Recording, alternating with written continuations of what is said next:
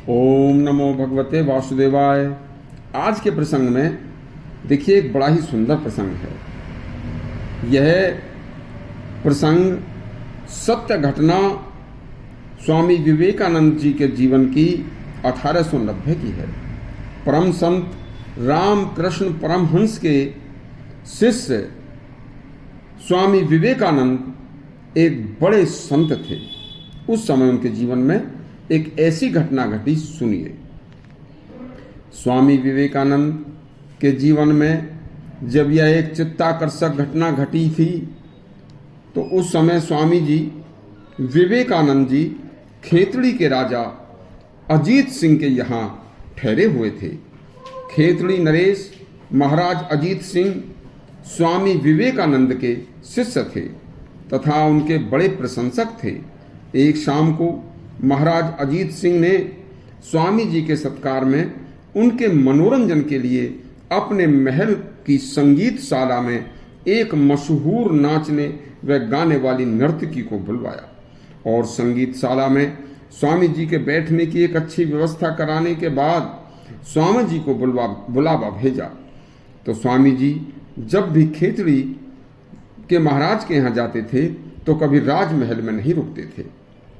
महल के पास ही उनके लिए एक अलग तंबू लगवा दिया जाता था, उसमें उनके रुकने की व्यवस्था होती थी। उनके तंबू में संगीत सुनने व नृत्य देखने के लिए स्वामी जी को राजा ने बुलावा भेजा।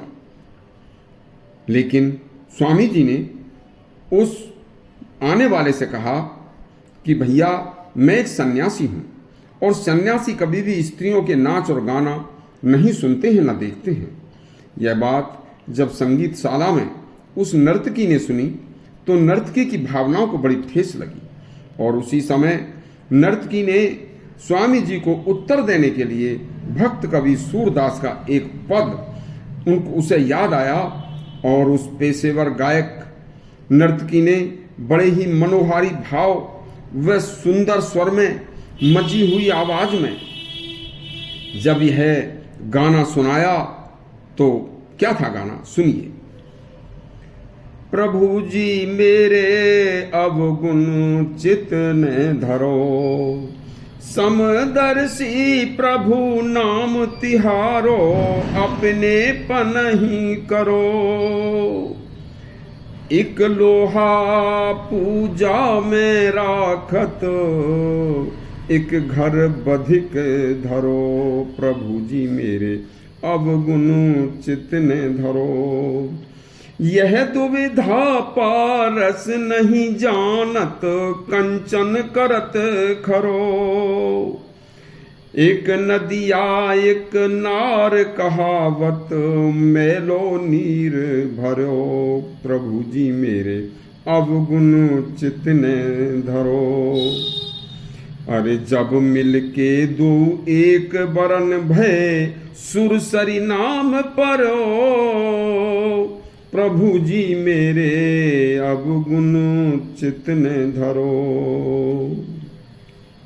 संध्या का समय था। संध्या बीतकर रात्रि का घोर सन्नाटा छाना शुरू हो गया था।